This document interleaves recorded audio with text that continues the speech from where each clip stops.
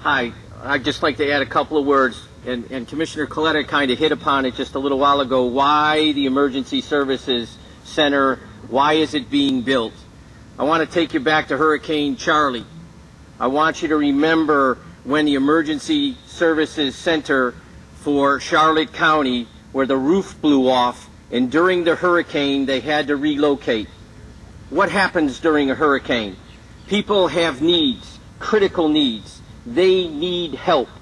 And it's at that time where you need to be there for county government, for your elected public officials to be there in order to help their citizens. It's not the time to have to relocate out of the Emergency Services Center and take all those people that are supposed to be helping to get them out into a different, safer environment so that they can then reorganize and try to respond. That's one. Hurricane Wilma, Building F, county compound. At 125 miles an hour, our wind speed gauge plus all our communication discs blew off the roof of the building that housed the emergency services complex. Now, we had some redundant communication efforts going on, so it didn't stop us from doing our job. The stairwells in that building looked like a rainforest. They were pouring rain from the top of the roof all the way down through the wells. Every window in that complex was leaking, and the windows were actually shaking. For a while there, I didn't think the building was going to stand. We had to sandbag the Sprint communications disc outside the building so that the floodwaters wouldn't take our communication efforts from our landline out while we were responding. I will tell you, we got through Hurricane Wilma. We got through Hurricane Wilma by the skin of our teeth. This building, this complex, will guarantee that we don't get into that close call in the future again. And we hope to God it never does happen again. During Hurricane Wilma and prior to that, I can't tell you how instrumental Congressman Diaz-Balart was to the effort for taking this community and putting it back to normal. We had some difficulties with some bureaucracies in Washington, D.C., and I won't mention the agency, okay?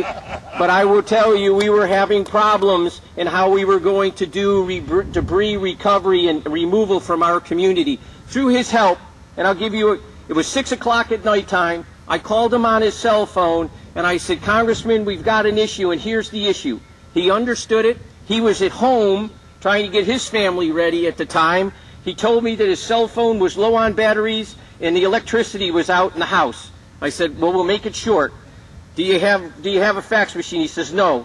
I said, can you get to the Miami EOC? He said, yes. I said, I will fax the particular documents and the backup materials to your office in Washington, D.C. If they can get it to the Miami EOC and you can be there to pick it up, could you please help us tomorrow with your meeting with the President of the United States, and let's try to cut through some of this red tape that we were about ready to get into. Through his help. And there's an unwritten rule. You never hand the President a piece of paper when he comes down for a meeting. And you're still standing, sir. He actually handed him the piece of paper and asked the President for his help, and within hours we got an answer that basically gave us the latitude to clean this county up. And that's why we were able to clean this community up with over 1 million cubic yards of waste, debris that was laying around, got it gone from our neighborhoods, and it was gone by the 23rd of December. And we had a Christmas free of that depression-oriented debris that haunted communities and still haunts New Orleans. If it wasn't for that congressman standing behind us, this community would not have been able to recover and get back to normal. And for that, sir, I am eternally grateful.